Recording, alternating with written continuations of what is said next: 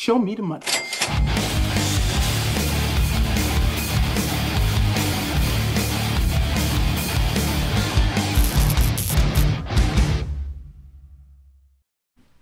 Uou! Tá começando mais um episódio do maior, o melhor, o mais admirado podcast de ações e de mercado de maneira geral do Brasil. Como vocês podem notar, hoje quem abriu não foi Lucas Collazo, pelo incrível que pareça, fui eu. Porque o nosso querido vai chegar muito em breve, sem problema, a gente vai tocando aqui o programa enquanto isso, para ter a oportunidade de aproveitar todo o conhecimento dos nossos convidados pelo maior tempo possível, né? Então, é isso que a gente vai fazer. Agora, o mercado não tá nada fácil, vocês devem ter percebido ao longo dos últimos 2 anos. Deu tempo para perceber que o mercado não tá fácil, com muitas coisas ocorrendo ao mesmo tempo, né? A gente tá vendo problemas geopolíticos mais fortes no ano passado e agora também, né? Então, 2 vezes em 2 anos, ou 3 praticamente, enfim, o tempo tá passando super rápido. Antes disso, uma pandemia, o descontrole das condições econômicas de alguns países, a tentativa de trazer a inflação de volta à meta, portanto os juros estão elevados. E para responder muito sobre como investir, principalmente no mercado brasileiro, onde estão as oportunidades, nós temos 2 convidados de altíssimo nível que eu acredito que vocês já conheçam, mas vale sempre a pena apresentar para quem está chegando agora. Então, como de costume, da esquerda para a direita, Jane Lee, estrategista da XP, seja muito bem-vinda. E para quem não te conhece, quem é Jane Lee no mercado em 30 segundos? Olá, todo mundo. 30 segundos é pouco tempo, mas, que nem o Setter falou, sou estrategista aqui do time da XP e tô aqui para falar sobre o mercado, Brasil, global, China, enfim, vários assuntos difíceis pra gente discutir. Não só isso, mas também a ex-apresentadora do Stock Pickers, né? Para quem não acompanhava, tem vários produtos de qualidade no nosso canal apresentados por Jane Lee. Na época que a gente fazia na pandemia, o que era? 8 da manhã que a gente fazia todo dia de manhã? Teve 8 da manhã, depois foi pra noite, né? Quando a gente fazia o global. Enfim, tem muito conteúdo ali que em breve a gente tem que retomar alguma coisa. Eu lembro que um programa que a gente fez que me chamou muito a atenção naquela altura, eu não tenho certeza se a gente fez em dupla, pra falar a verdade. A gente fez vários em dupla, mas foi com uma gestora da JGP que eu achei super interessante na época.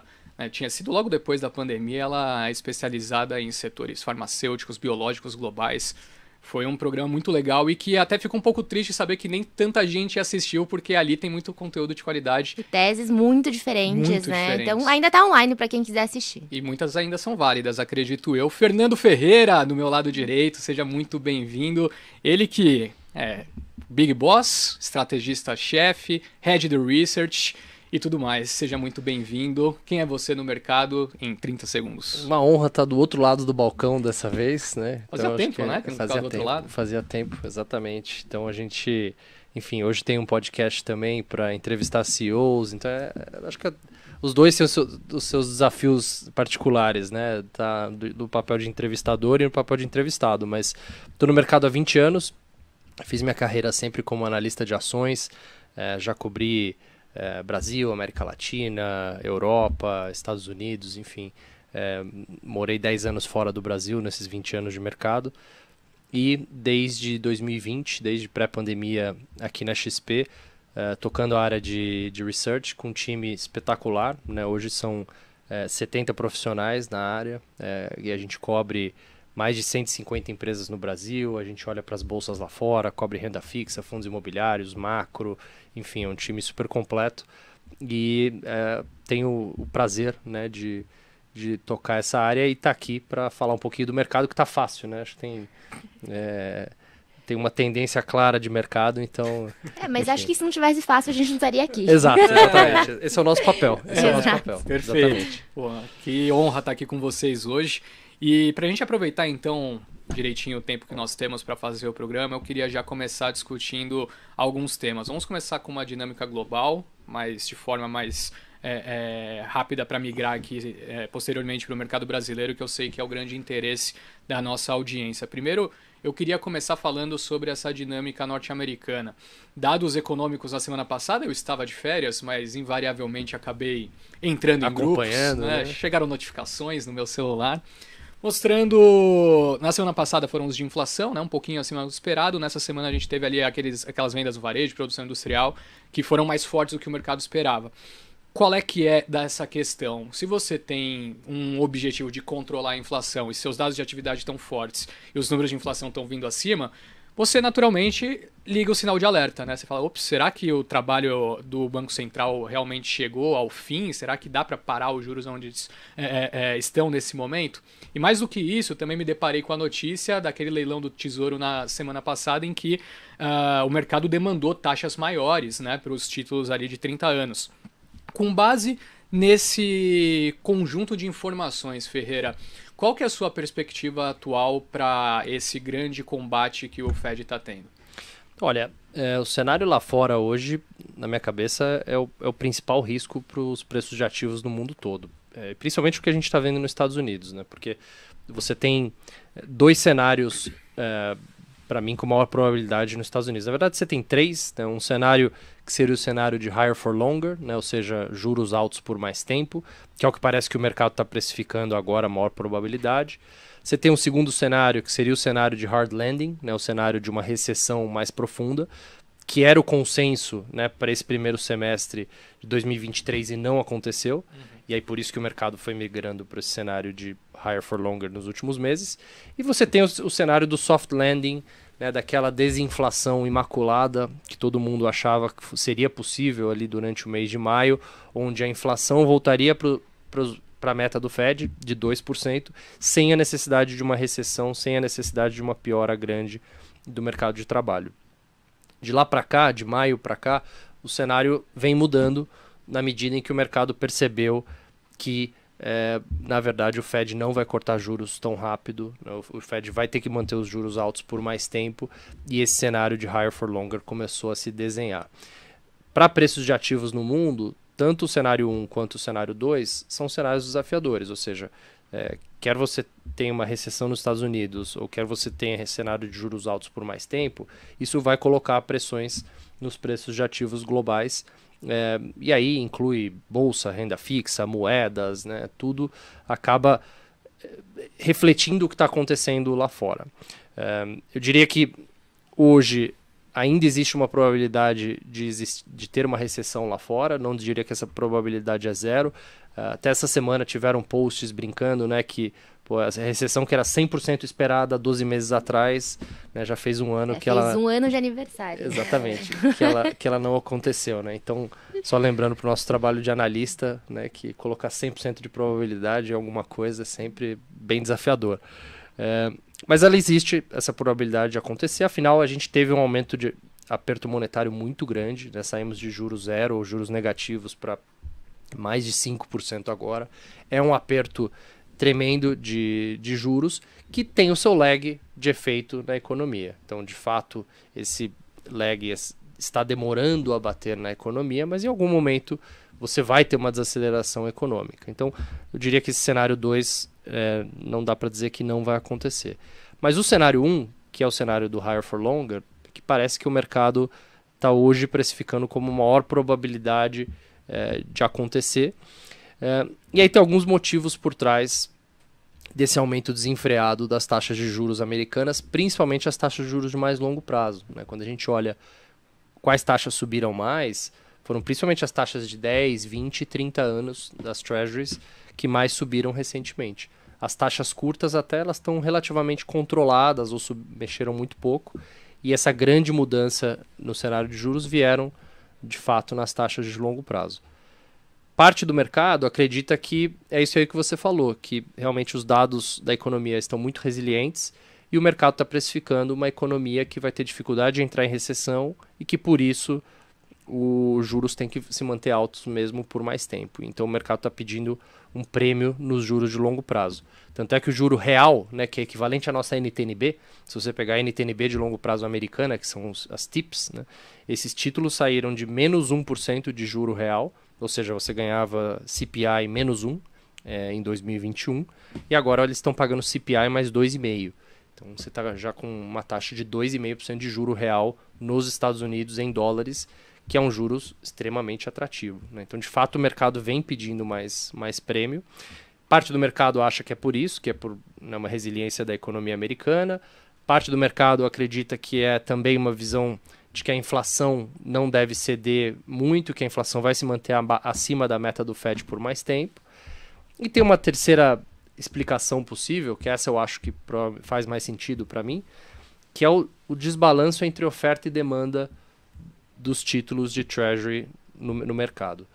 Ray Dalio vem alertando muito sobre isso, outros grandes investidores como Bill Ackman também alertaram para esse problema, que é o fato que os Estados Unidos estão rodando com um déficit enorme, né, quase 8% do PIB de déficit, que é o maior déficit nas contas públicas americanas para qualquer período fora de recessão e fora de guerras nos Estados Unidos. Né? Então, quando você pega o histórico, você nunca teve um déficit desse tamanho para um período, né, que os Estados Unidos não estavam em uma guerra direta ou que não estava em recessão. Então, de fato, é um cenário perigoso do ponto de vista fiscal, o que a gente está vendo por lá.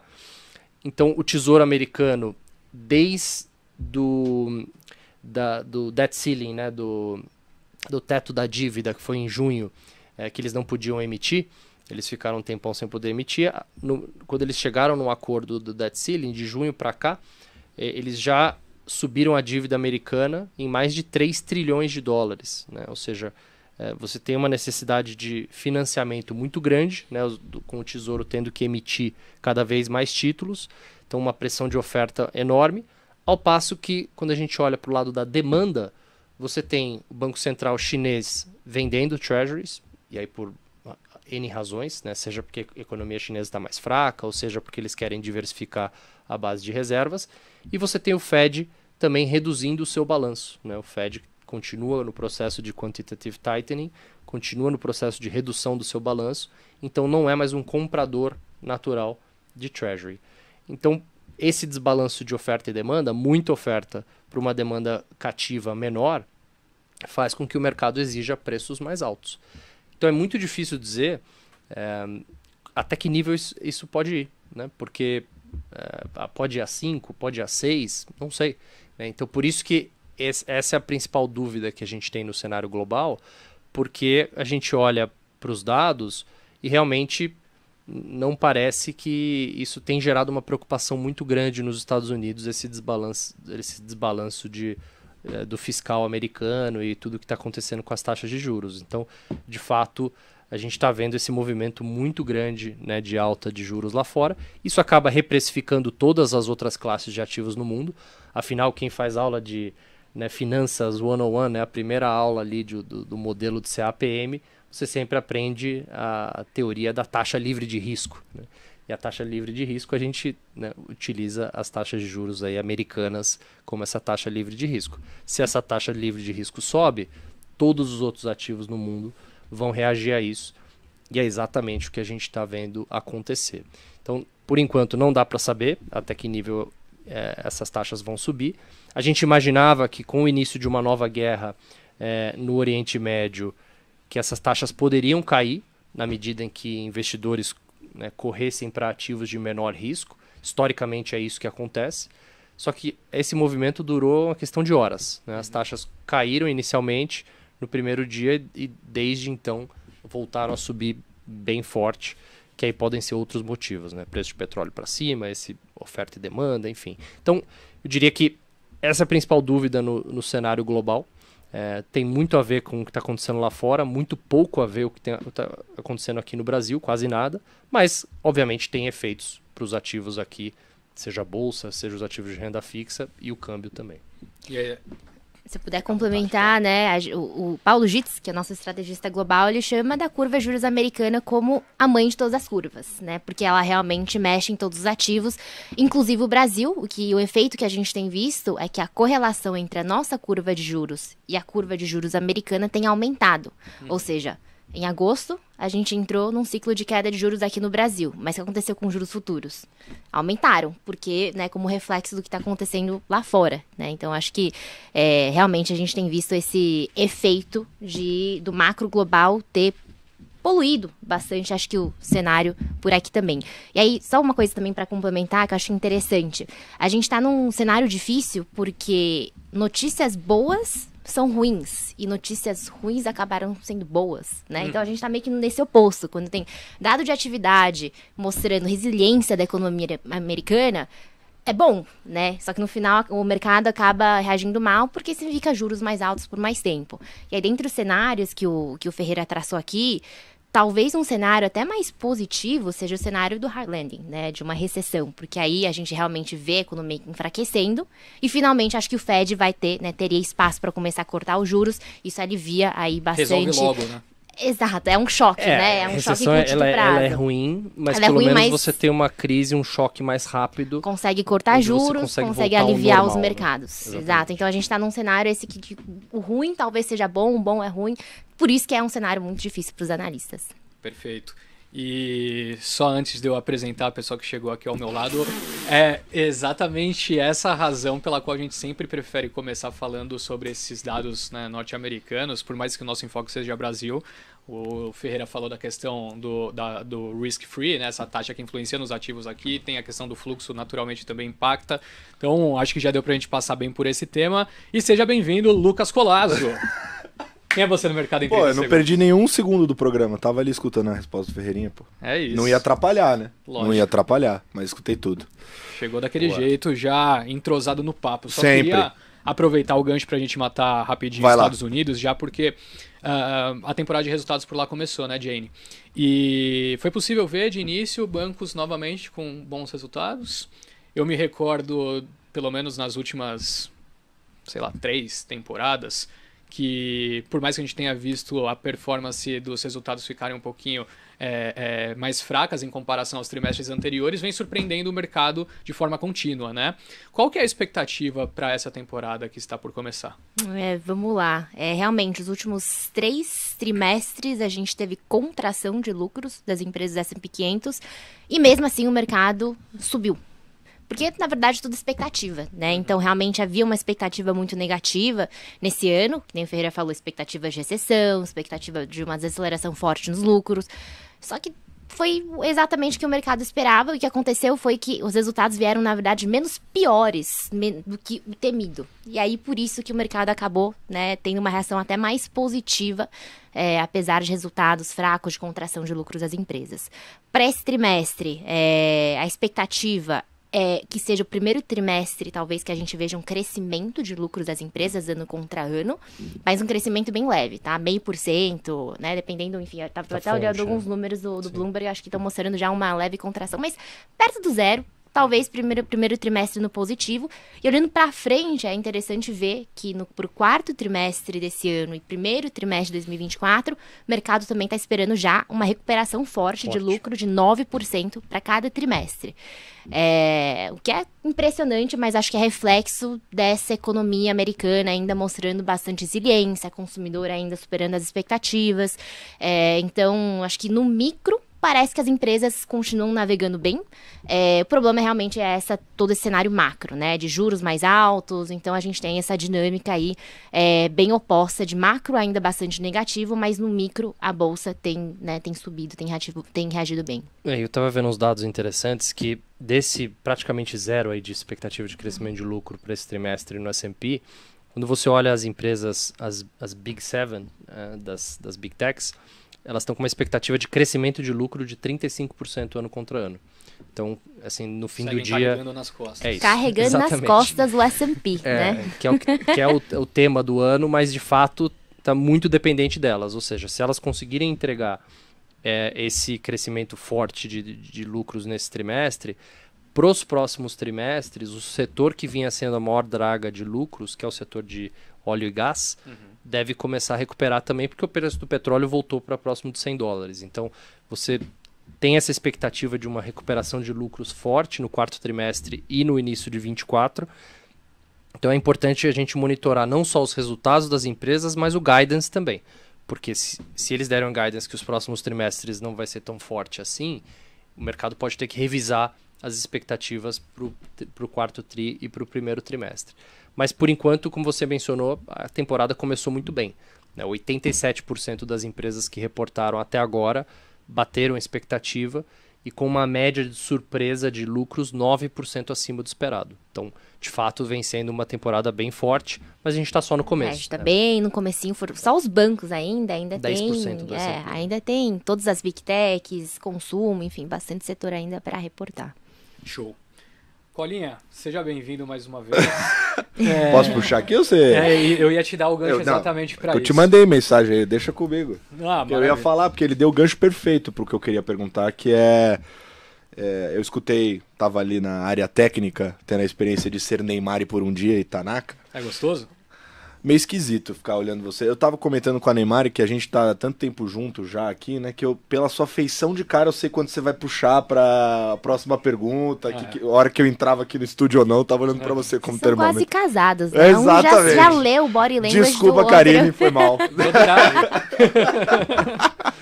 Mas Mas o Ferreira comentou, eu tava ali atrás ouvindo, o Ferreirinha comentou sobre essa questão de não descartar as probabilidades do cenário, que a gente pode ter um hard landing ainda, que talvez até fosse melhor, que o cenário tá muito incerto, e tem essa questão do petróleo que você comentou, que ele voltou agora, né? Voltou por alguns motivos, mas especialmente um fator exógeno que foi esse mais um triste episódio, que é a guerra que se iniciou entre Israel e Hamas. A gente comentou aqui já no último episódio do Stock Pickers, né, sobre como isso pode eventualmente deixar o cenário muito complicado, né, porque petróleo é combustível, combustível é inflação, você pode exportar a inflação para o mundo todo e já complicar a vida de vários banqueiros centrais como o Fed, que já não está fácil conduzir a situação por ali. Eu queria ouvir de vocês, como é que vocês estão observando o mercado reagindo em relação à guerra? Olha, primeiro, para falar do petróleo, assim, a gente não é o especialista em petróleo da casa, mas ouvindo os analistas, né, o André Vidal e os analistas mais especialistas em relação a petróleo, os fundamentos do petróleo não justificariam o petróleo nesses níveis, né? Ou seja, a produção americana está batendo recordes, o nível de estoques recentes vieram acima do esperado, a demanda começou a fraquejar, exportação de Rússia e Irã estão super fortes, né? Então, assim, o petróleo não faria sentido estar nesses níveis não fosse uma nova guerra. Deveria estar mais baixo. Perfeito. Tá. Provavelmente deveria estar mais baixo ou ali próximo dos $80 o barril, algo nessa linha. Agora, existe um risco que a gente não sabe qual a probabilidade, se é 2, 5, 10, 20 ou 50%, da guerra escalar, se transformar numa guerra regional com o envolvimento do Irã e um potencial fechamento ali do estreito, que poderia impactar aí até 20% das exportações de petróleo do mundo. E aí o mercado tem que precificar um risco desse cenário de cauda nos preços, né? E me parece que é um pouco disso que está acontecendo. Ou seja, aquele cenário de cauda, uma probabilidade disso indo para o preço no curto prazo. Porque, de fato, os fundamentos não estavam tão apertados assim no curto prazo para justificar. Agora, o mercado tem que fazer esse trabalho mesmo. Tem que falar, olha, existe uma probabilidade de uma escalada na guerra, de piorar, então logo, qual seria o efeito? Todo mundo fala num petróleo acima de $100, né? 120 ou 100 e alguma coisa. Então, como existe uma probabilidade, mesmo que possa ser pequena, isso tem ido para o preço. Então, o petróleo, de fato, desde que a guerra começou na semana passada, a gente já vinha falando que, olha, é um ativo que deve subir justamente para precificar esse risco. O outro ativo natural do mercado olhar nesses momentos é o ouro, né? Então, de fato, a gente está vendo o ouro subindo, mesmo com a alta dos juros americanos. Porque o ouro, como ele não te paga nenhum rendimento, não te paga nenhum juros, é um ativo que tende a ir super mal em momentos de alta de taxa de juros, né, principalmente taxa de juros americana. Ele tem uma correlação muito negativa com os juros americanos. Os juros americanos sobem, em geral o ouro sofre. Desde o início da guerra a gente tem visto os dois subirem, né, as taxas subirem e o ouro também, que é claramente um sinal do mercado procurando ativos de menor risco e procurando, né, se defender de um cenário de maior aversão a risco. E a terceira classe de ativos natural do mercado buscar, né, num cenário de aversão a risco é a renda fixa. Então a gente até, né, se debateu o que aconteceria com as treasuries, né? Será que elas subiriam a taxa ou cairiam a taxa? Porque você poderia argumentar as duas coisas. Você poderia falar, olha, vai ter uma aversão a risco maior, o mercado vai procurar títulos de renda fixa, logo a taxa vai ceder. isso aconteceu por algumas horas, mas logo o mercado já voltou a ficar preocupado com o fiscal dos Estados Unidos, com uma nova guerra, com o preço de petróleo voltando para $100, enfim, e aí as taxas estão aí acima de 5%, né, quase que na curva inteira americana. Então, esse terceiro ativo não funcionou como o histórico mandaria, mas o que está acontecendo com o preço do petróleo e o ouro naturalmente indica que sim, existe um aumento grande de aversão a risco e o mercado está buscando ativos, né, de menor risco nesse cenário de maior volatilidade geopolítica. E só complementando, né, você falou um pouco sobre o fiscal, né? É mais um ponto de tensão para o Congresso americano, que hoje, né, tá sem o speaker, o presidente, acho que fala em português.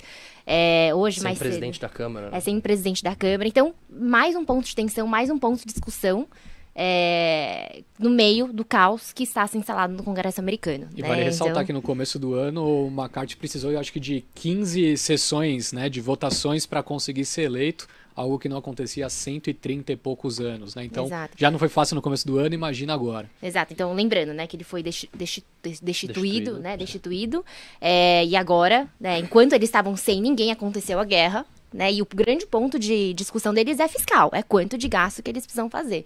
Né? Então, em meio a tudo isso, a gente tem mais um ponto de preocupação geopolítica que eles precisam se envolver, mas eles não conseguem avançar sem um presidente lá para fazer as decisões. Agora, em cima disso, Jenny, o Ferreira comentou que o risco é se tornar uma guerra regional. E, obviamente, guerra vai muito além disso do que a gente está falando aqui, mas é natural que as pessoas procurem saber, né, se tem que fazer alguma coisa com as suas carteiras para se proteger, etc. Ferreira comentou um pouquinho dos ativos, as 3 classes ali que poderiam se beneficiar numa situação de escalada, né, de aversão a risco. Você acha que precisa fazer algum movimento na carteira para se proteger ou não? Você acha que... Porque vocês lá na sala de estratégia estão olhando para as carteiras, né? Como é que foi essa reação de vocês? Na verdade, acho que desde o ano passado a gente já tinha um posicionamento mais defensivo, falando de global, tá? Então a gente já tinha esse posicionamento mais defensivo olhando para a carteira de ativos globais, né? Dado o cenário de medo de recessão nos Estados Unidos, juros ainda subindo. Então acho que já fazia parte desse nosso posicionamento. Eu acho que essa guerra que está acontecendo é mais um ponto de atenção que a gente precisa ter, mas reforça algumas teses. Por exemplo, a tese do petróleo e gás que a gente vinha carregando há um tempinho, por conta dessa dinâmica de oferta e demanda desequilibrada. Então, essa era uma das teses que a gente já tinha na carteira. Acho que não muda nesse sentido de que a gente continua com um posicionamento defensivo quando a gente olha para global. Uns ativos que hoje a gente gosta renda fixa global, né? A gente não via taxa de Treasury pagando 5% havia anos. Né? 2007. Exato. Então, a gente está vendo o ativo mais seguro do mundo, praticamente, que está pagando níveis muito mais atrativos e a gente vê essa relação risco-retorno para renda variável, né, muito menos favorável. Então, acho que... Renda variável lá fora. Lá fora, exato. Olhando para uma carteira, né, de global. Então, acho que para a gente a carteira não mudou muito nesse sentido, que a gente continua com esse posicionamento mais defensivo, mais cauteloso, olhando para lá fora. Compre suas treasuries e saia de mansinho, Henrique Stetter. Exato. Principalmente eu diria as treasuries mais curtas, né? Porque hoje assim, não faz tanto sentido você carregar um pré de 10 anos ou de 20 anos americano, porque ele está pagando praticamente o mesmo que as treasuries mais curtas. Então, uma treasury envolvido muito maior. Né? Exatamente. Então, uma treasury de 2 a 5 anos faria mais sentido. Até porque se tiver um hard landing, geralmente o Fed vai cortar juros e os juros mais de curto prazo que é o que se mexem, né? Não necessariamente os juros de longo prazo, que tem muito mais a ver com fiscal, com outras questões ali dos Estados Unidos. Então, acho que essas treasuries mais curtas, hoje o investidor brasileiro já tem várias formas de conseguir comprar. Ele pode comprar o título direto, pode fazer via fundos. Tem acho que ETFs, ou os ETFs também, né? Exatamente, que ele consegue comprar. Então, de fato... A gente vem preferindo a renda fixa americana em relação à bolsa e essa alta dos juros das treasuries acho que só corroborou com essa preferência. Então, para o investidor que não tem nenhuma exposição, acho que vale pensar, porque 5% em dólares, né, dólar mais 5 num ativo livre de risco ou num ativo de baixíssimo risco, né, que é o juros americano, a treasury americana, é uma oportunidade que passa, acho que poucas vezes à frente. Ah, Ferreira, mas você falou no começo do programa que pode subir mais. Pode, mas acho que é a mesma coisa aqui da renda fixa brasileira. Se o juros está 12 e vai a 13 ou vai a 14, enfim, para muito investidor o 12 já está bom o suficiente. Enfim, então pode subir mais? Pode, mas vamos lembrar que 5% em dólares numa Treasury a gente não via desde 2007. Né? Então, eu acho que é um dos pontos que a gente vem batendo na tecla, principalmente nas carteiras, do ponto de vista de alocação global. Dá um medinho, né? Desde 2007, o que aconteceu no ano seguinte? Para de cantar desgraça. Não, vou parar. Até porque eu vou trazer boas informações. Olha só. Todo mundo esperava, esse ano pelo menos, uma bela desaceleração na China. Não que isso esteja descartado, mas pelo menos os dados fresquinhos que saíram ao longo dessa semana, né, na última madrugada de terça para quarta, demonstraram ali surpresas tanto no PIB, nas vendas do varejo, produção e todos os outros dados importantes que saíram. Até por ter a honra da presença da Jane Lee na minha frente, é claro que eu tenho que perguntar qual que é a sua percepção sobre esse momento atual. Por um lado, muita gente preocupado, por outro, dados que vieram um pouquinho melhores, e ainda tem aquela galera que não se importa muito, fala China, eu não me envolvo, que eu tenho muito medo do que pode acontecer. Então, qual que é a sua visão atual? Difícil de não falar de China, né, num cenário global e ainda de Brasil, mas perfeito. Vamos lá. China foi, acho que, uma das grandes teses no começo desse ano, né? Toda a conversa sobre uma forte recuperação pós-fim de lockdowns, uma demanda reprimida de 3 anos. Infelizmente, os dados têm decepcionado por vários meses. A gente está vendo o crescimento, essa recuperação econômica com muito menos fôlego do que esperado pelos economistas. Ainda um crescimento forte, né? Na verdade, estava até relembrando antes disso quanto que o PIB cresceu todo o trimestre. Foi 4,5% no primeiro tri, 6,3% no segundo tri e agora 4,9% nesse terceiro tri. Um crescimento muito forte, né? Então, assim, os dados de hoje foram bons, acima do esperado. O setor de properties, o imobiliário, continua desacelerando bastante, continua desapontando, continua muito fraco. Mas foi como eu falei, a gente está num cenário que notícia boa pode ser ruim. Por quê? Por quê? Esse crescimento de PIB que a gente teve hoje provavelmente indica que eles vão conseguir chegar na meta de crescimento de 5% desse ano. Ou seja, isso bota em xeque o quanto de estímulos que o governo, então, vai estar disposto a colocar nos próximos meses, né? E o que a gente precisa ver na China é mais estímulo econômico, estímulo para o consumidor. E até acenos também, né, mais amigáveis para os empresários, né? A gente precisa do que a gente chama dos animal spirits, para reanimar os mercados que estão com uma falta de confiança há muito tempo, né, em níveis muito deprimidos. Então, realmente, acho que os dados foram bons, acima do esperado, de forma geral, mas tem essa preocupação de que talvez a gente não veja, então, tanto estímulo nos próximos meses. Então, talvez o mercado também não fique tão animado. Então, acho que essa é a leitura que a gente faz aqui. Eu acho que tem uma grande discussão em relação à China de quanto que você tem de problemas estruturais aparecendo versus o conjuntural, né? Então, acho que o que todo mundo errou em relação à reabertura da China esse ano foi que a gente usou o mesmo playbook que tinha acontecido em outros países, né? Então, bom, a gente sabe que vai reabrir, a política de zero Covid acabou. O que acontece? Todo mundo volta a viajar, todo mundo volta a gastar, o setor de serviços explode, né? As coisas vão super bem. E a gente viu aquele rally em outubro do ano passado muito forte. Que foi uma antecipação, na verdade, né? O mercado se antecipando, nada tinha acontecido. Exatamente. Né? Mas usando esse playbook de, olha, eu já vi esse filme, eu sei o que aconteceu no restante do mundo, então vai acontecer o mesmo na China.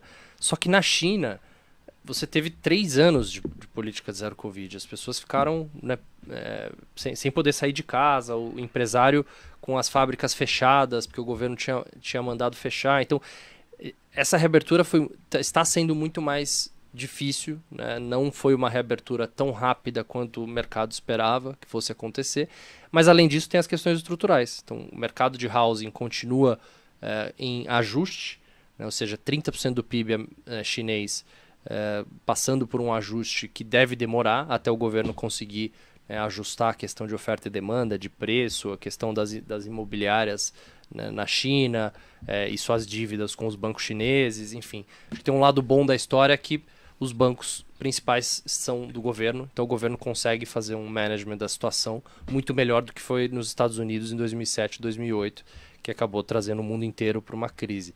Mas mesmo assim, é 30% do PIB, né, que está passando por um processo ali um pouco mais complicado. E aí tem o dado que a Jenny estava me mostrando bem interessante, que é o dado de confiança do consumidor e confiança do empresário na China, que continua super baixo. E é isso que eu acho que todo mundo errou, de achar que tendo a reabertura isso ia ser muito rápido, essa melhora. Agora, dito tudo isso, quando a gente olha para preços, valuation e nível de interesse em ativos chineses, a gente voltou para níveis que a gente não via há muito tempo. Então, a gente pega ações como a Alibaba ou a JD.com, né, que é a maior empresa de e-commerce na China. Esses papéis negociavam alguns anos atrás a 40, 50, 60 vezes lucro. Hoje estão negociando abaixo de 10 vezes lucro. O crescimento piorou? Piorou. Mas para os próximos anos, o mercado espera que essas empresas cresçam... É muita diferença, né? Pois é que continuam crescendo 2 dígitos os lucros. Eu estava olhando esses dias, a expectativa do mercado, que assim, pode estar certa, pode errar, mas a expectativa hoje é que essas empresas consigam crescer entre 15% a 20% dos seus lucros por ano nos próximos anos. O D-rating que você teve, né, a queda de múltiplo, foi impressionante, né, o tamanho do D-rating que você teve nos ativos chineses. Então, acho que vale fazer essa ressalva que, olha, de fato, os dados econômicos desapontaram, de fato a reabertura desapontou, você tem essas questões estruturais em relação ao mercado de housing, mas a gente tem que olhar para preço. A gente não pode ser agnóstico a preço, a gente não pode ser agnóstico a valuation, e o tamanho dessa compressão de múltiplo que a gente viu nos ativos chineses, ela chama muito atenção. Principalmente quando você compara com as big techs americanas, né? Que tá o contrário, né? Exatamente. Completamente oposto. Mas só complementando, acho que isso reflete muito como que os investidores saíram muito machucados nos últimos 3, 4 anos. Porque além de pandemia, a gente teve várias intervenções do governo em vários setores, principalmente essas big techs, exatamente o que você falou.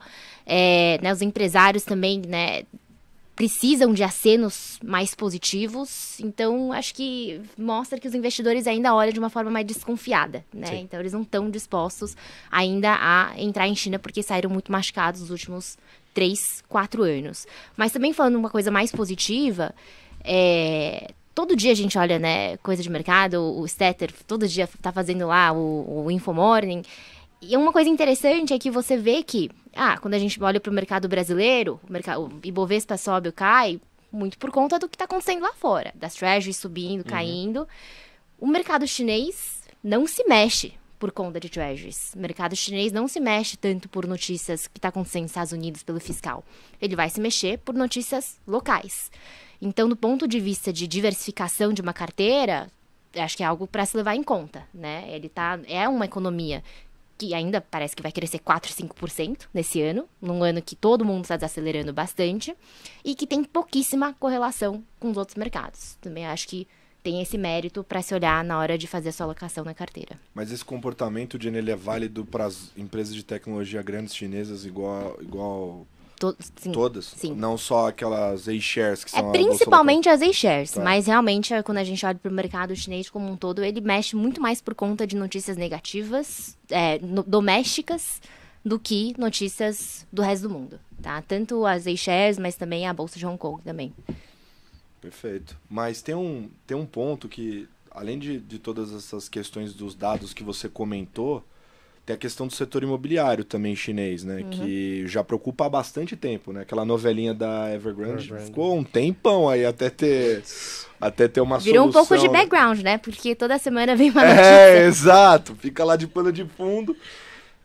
Mas, enfim, o setor preocupa bastante na geografia, né? E é mega relevante, por isso que preocupa tanto, né? E aí eu queria saber se...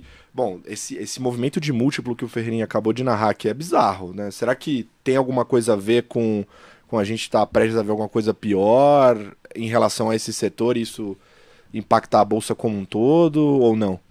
Assim, eu acho que o que está acontecendo com o setor imobiliário não deveria mais ser tão surpresa, né? Já vem se carregando há muito tempo. E, na realidade, quando você olha, né, para as metas do governo, o que ele quer fazer, como que ele quer que o crescimento seja daqui para frente, ficou muito claro que esse setor imobiliário não é um setor prioridade mais. Perfeito. Né? Então, não deveria ser surpresa a gente ver essa desaceleração. Obviamente que o mercado está preocupado porque ele tem um componente, né, muito significativo no PIB, mas daqui para frente o que o governo chinês quer não é mais crescer isso, né? Pelo contrário. Então, acho que ele realmente vai deixar esse setor ir desacelerando, talvez não implodir, mas ele vai realmente deixar ele, né, desalavancando.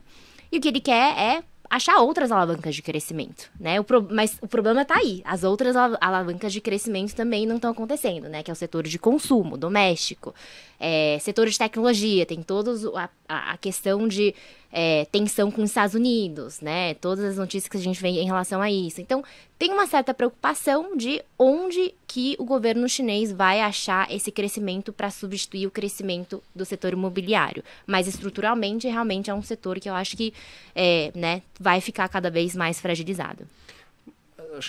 Tem um ponto interessante também, que a narrativa piorou muito em relação à China. Quando você vê as notícias... o próprio mercado, né? O mercado, enfim, o sentimento dos investidores também globais em relação à China piorou muito nos últimos anos. Tem a questão geopolítica também, né, que é um grande empecilho, acho que para vários investidores hoje investir em China, principalmente investidores americanos, né, que acabaram tirando bastante investimentos de China. Mas o Gavekal, aquela casa de research independente lá fora, que inclusive estava muito otimista com China no final do ano passado, e eles, né, claramente disseram, olha, a gente errou também esse call esse ano em relação à China, mas será que a China está tão mal assim? Eles soltaram um relatório recente bem interessante que eles mostram exatamente isso. Olha, será que se a China tivesse tão mal quanto os preços indicam, o minério de ferro estaria acima de $100 a tonelada? Os bancos chineses estariam tão tranquilos quanto estão, né, ou quanto o mercado tem precificado. Enfim, ele dava uma série de dados para mostrar que, olha, quando você olha os dados de fato, o PIB crescendo 5%, enfim, as coisas não parecem tão mal quanto os preços indicam ou quanto o sentimento do investidor indica em relação à China. E eu acho que isso, para trazer o gancho para o Brasil, é algo positivo, né? Porque no sentido, assim, muita gente acha que não, a China está indo muito mal, mas de fato quando você olha os dados, minério de ferro acima de $100, a demanda por soja continua super forte, a China, os bancos continuam bem. Os bancos, né, continuam bem, a China continua importando bastante petróleo, enfim, então não parece que as coisas estão tão mal quanto se parece, né, à primeira vista. Então acho que tem um ponto relevante de fazer que tem implicações para o Brasil, né, principalmente no que se refere a preço de commodities. É um relatório interessante, é um relatório de cuidado com as narrativas, os jornais, os headlines. Mas era isso que eu ia comentar. Às vezes tem que, né, olhar um pouco mais a fundo, ver o que realmente está acontecendo. Eu acho que pouca gente tem essa visão profunda, na verdade. Porque a gente recebeu aqui várias gestoras. É unânime. Ou não investe na China de jeito nenhum, ou tá pessimista. Sim. Não tinha ninguém otimista. Não. E o mercado começou assim, todo mundo com aquela narrativa, não, China vai porrar, vai ser maravilhoso e tudo mais. E aí depois eles invertem completamente a mão, né? Então agora não, a geografia é péssima, fica longe, tá cheio de problema e tal. Vamos pra Índia eu agora, acho... essa é a próxima exato, tese. aí começa essas teses aí de Índia é uma China barata, né? Startup chinesa.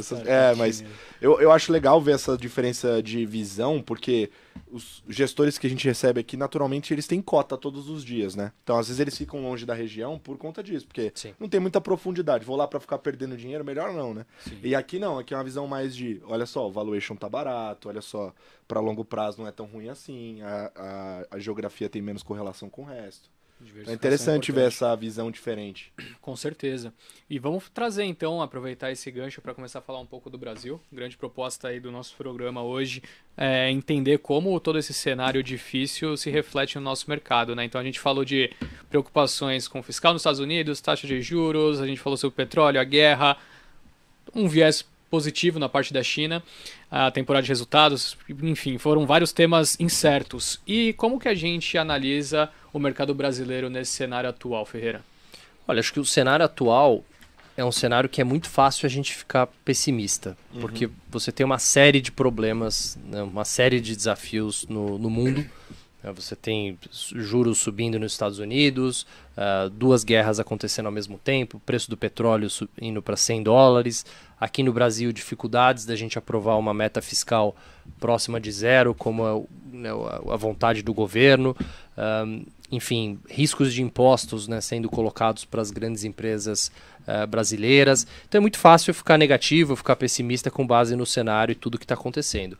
Agora, o grande paradoxo de se investir é que exatamente nesses momentos são os momentos que a gente tem as maiores oportunidades de retornos de longo prazo.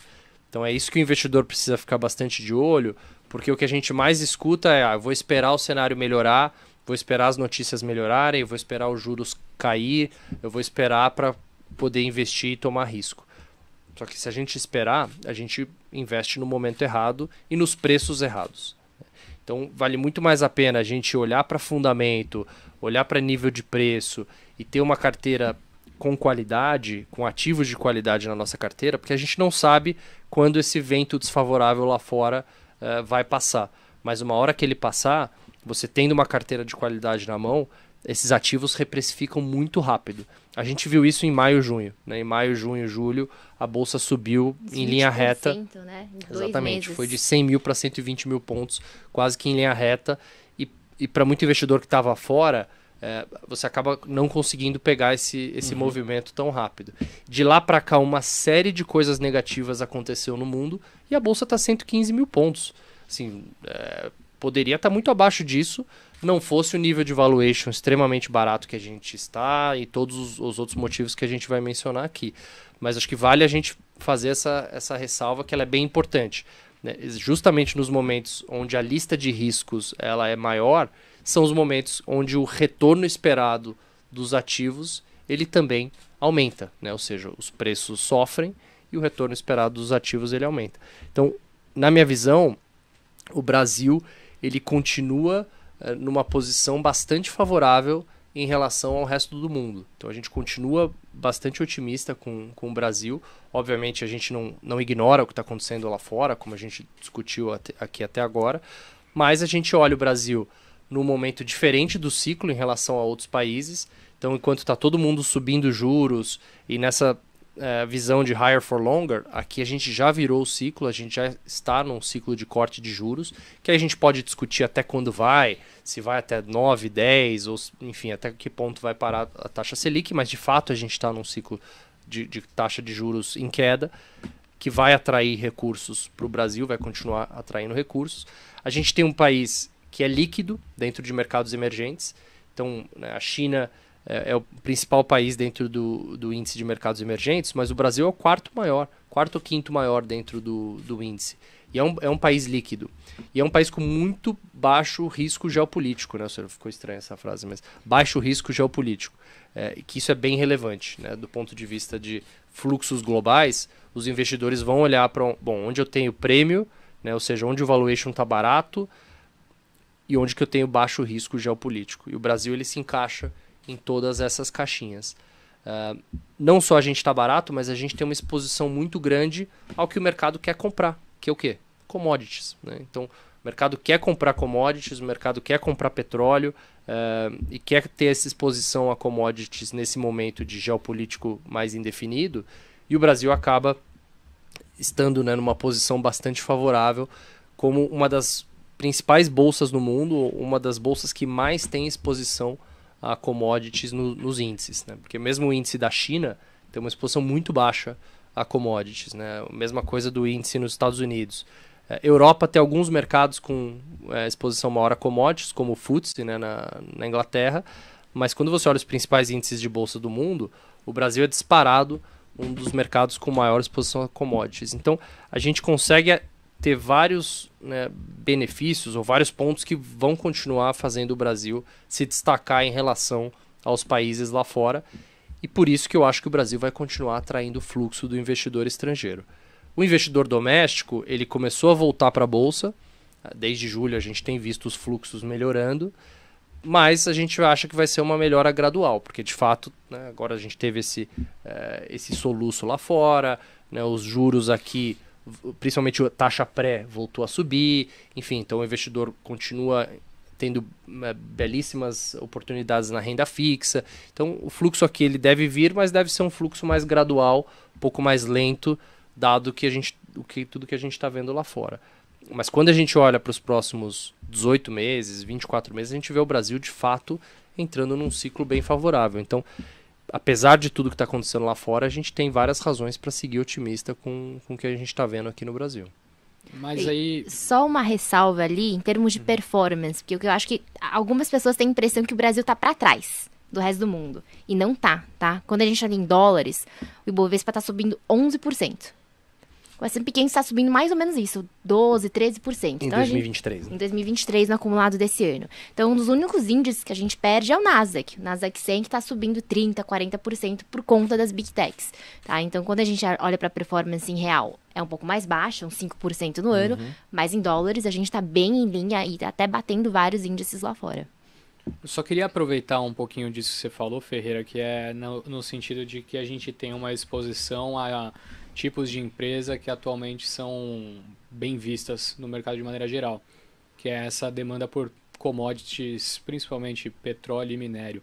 Agora, eu tenho a impressão de que as empresas que ficaram para trás, numa visão mais de 18, 24 meses adiante, como você trouxe, são aquelas que não são expostas a essas commodities, né? Porque naturalmente a demanda está vindo para esse tipo de empresa.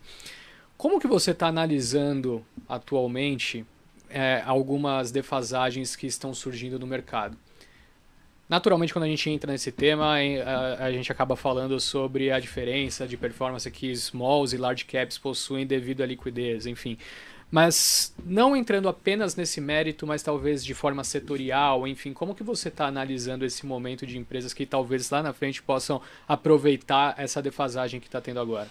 Excelente pergunta, porque nos Estados Unidos a gente fala das Magnificent Seven, né, que são as 7 Big Techs que estão carregando o S&P nas costas. Aqui a gente tem a Magnificent One, que é a Petrobras, né? A Petrobras está carregando o Ibovespa nas costas o ano todo.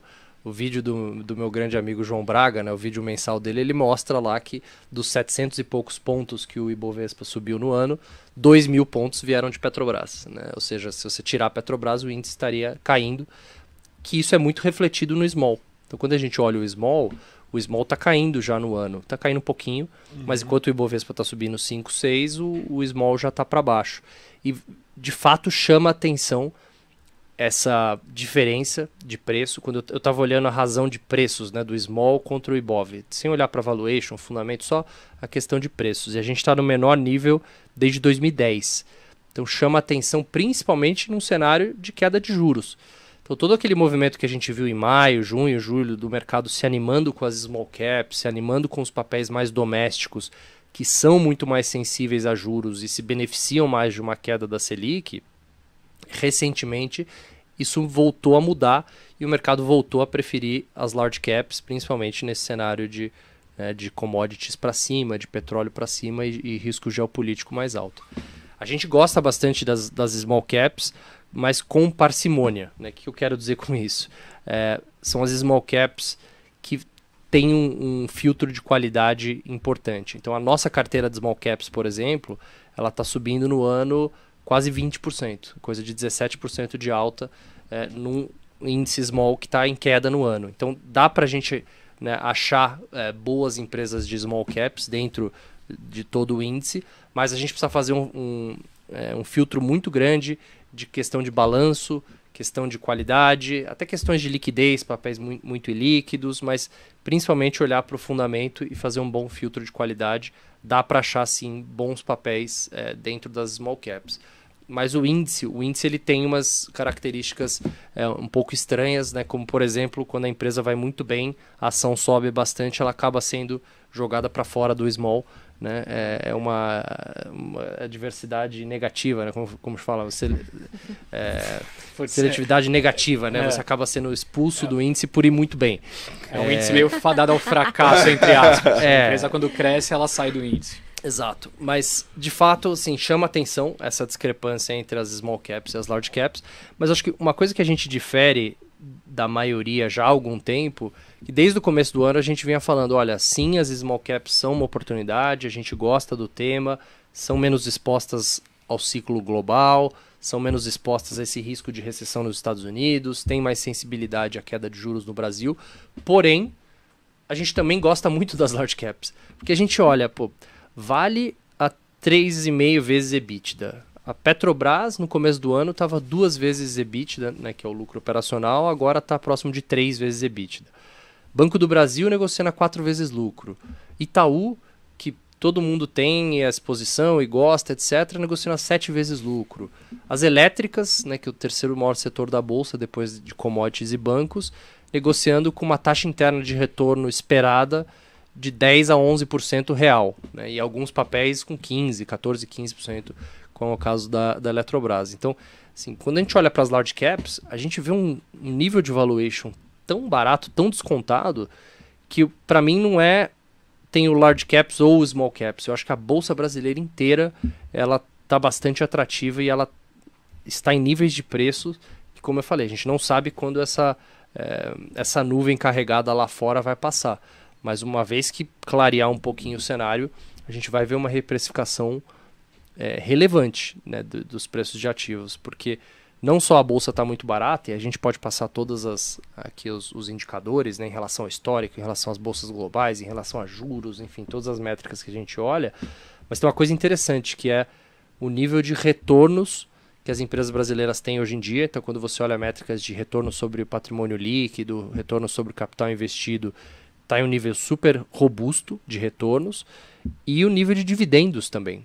O Brasil, quando você olha o índice, tudo bem que tem muito de Petro e Vale aqui, mas a gente está com um dos maiores dividend yields do mundo, entre todas as bolsas. A nossa bolsa, o índice, paga mais de 5,5% de dividendos hoje, que também te dá um colchão bem relevante, né, de retornos. Ou seja, não é só que está barato, mas é aquele barato de uma empresa que está com prejuízo, com um balanço super alavancado e que está numa situação difícil. Não, é um barato pagando dividendos muito altos e com níveis de retornos bem robustos, né, acima de 15% de retorno sobre o patrimônio líquido. Então, acho que isso é importante fazer essa ressalva, porque às vezes a gente vê muito papel barato na bolsa, mas é aquele que a gente fala, né, cheap for a reason, né, barato, mas tem uma razão de ser. E qual tipo de empresa atualmente, antes da gente trazer esses dados que você comentou interessantes em relação ao histórico, mas que tipo de empresa atualmente vale a pena o cara tomar cuidado, né? Você falou que tem muita coisa boa, mas a gente vê um ou outro nome trazendo algum medo, né? Alguns sustos. Desde o início do ano tem surgido alguns. Qual que é a característica de empresas atualmente que você recomendaria tomar uma maior cautela?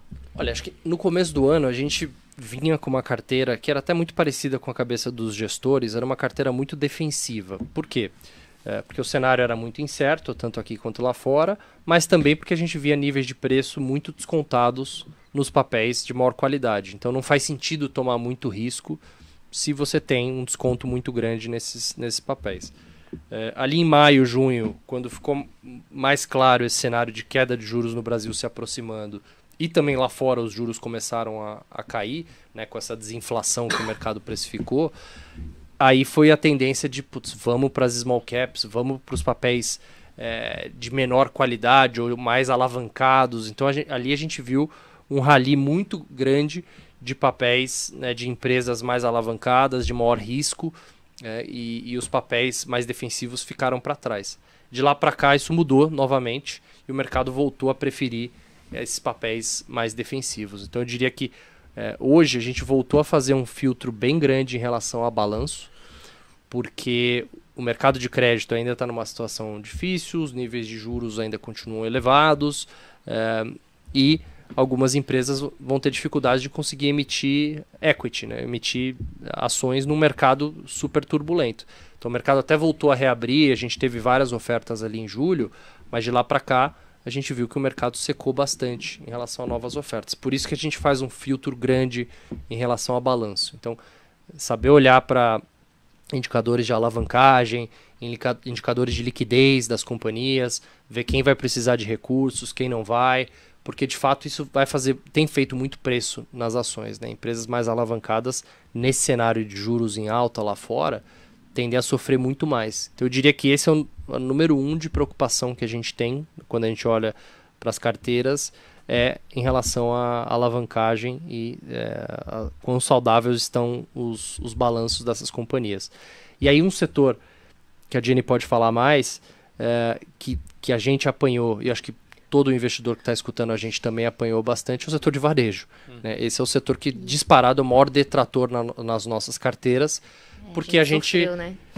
caiu no conto também de esperar que, bom, os juros vão cair, então vamos olhar para os papéis sensíveis a juros, os setores, a gente fez um estudo gigante em relação a isso e de fato, a gente viu, né, que os setores ali mais óbvios são os setores mais sensíveis, que transportes, o setor, né, de consumo e varejo, enfim, o setor de real estate, né, saúde e educação. Só que alguns desses setores já tinham subido muito no ano na expectativa de juros em queda.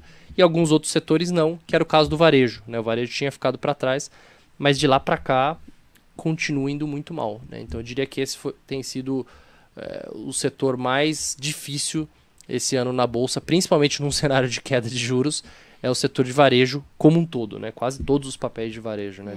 Mas é algo mais conjuntural específico, né? A gente fez um estudo quantitativo, né? Eu vou chamar o Thales, nosso analista quantitativo, fez um estudo bem legal aqui, analisando realmente o histórico de diferentes setores, como eles se comportaram nos últimos ciclos de queda de juros, e realmente, né, alguns setores se destacaram como, né, na média, eles tendem a ter uma performance positiva quando o mercado começa a sinalizar essa expectativa de queda de juros. Varejo foi um deles, mas acho que hoje em dia a gente tem algo um pouco conjuntural de 2023, né? Uma mistura de o macro ainda muito difícil, né? Ainda bastante complicado por aqui.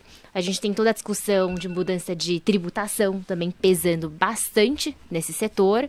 E os lucros das empresas também estão demorando para se recuperar. Né? Então, acho que é um setor que acaba, né, sofrendo bastante. A gente apanhou bastante, mas junto com todo mundo na nossa carteira.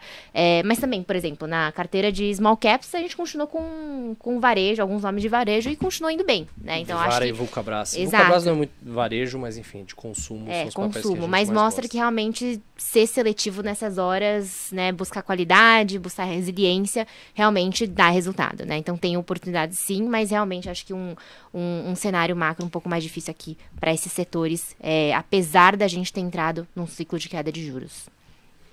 Meu querido Cola, seria bem legal a gente escutar um pouquinho sobre esses números, né? Esses estudos que eles fizeram em comparação com o Prometeu, histórico. agora eu quero. Meu querido Ferreira, Jane, por favor, joguem dados nas nossas caras. Que é o que a gente está precisando, numa dose de otimismo para o mercado. Verdades, de dados. Verdades. Show me the numbers. Exatamente. Vamos lá. Então a gente trouxe alguns dados aqui para, enfim, suportar essa tese de que a Bolsa está barata, e acho que muita gente fala, pô, mas você fala isso há muito tempo. Né? E de fato a Bolsa brasileira vem estando barata já há alguns anos, mas de lá para cá a gente vê algumas mudanças nesse a Bolsa está barata. Lá em 2021 para início de 2022, de fato a Bolsa estava muito barata, mas era muito por conta de bancos e commodities. Quando você excluía bancos e commodities da conta, a Bolsa não estava barata. Na verdade, ela estava bem mais cara do que a média. De lá para cá, a gente teve uma compressão de múltiplos muito grande dessa Bolsa outros, né, que é a Bolsa doméstica. Né? E de lá para cá, a gente viu que a Bolsa inteira teve uma compressão de múltiplo. Então hoje, a gente vê o Ibovespa negociando a um preço sobre lucro 7,5, né, para o ano que vem, 7,5, contra uma média histórica de 11%. Então dá aí uns 25% de desconto em relação à média histórica do próprio Ibovespa.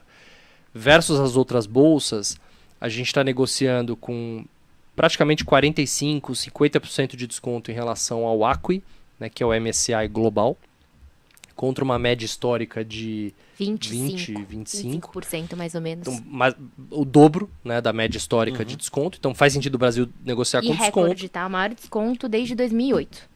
Exatamente. Então, assim, o dobro do desconto histórico e um desconto recorde em relação às bolsas globais. Em relação ao índice de mercados emergentes, mesma coisa. O Brasil negociava historicamente em linha com o índice de emergentes.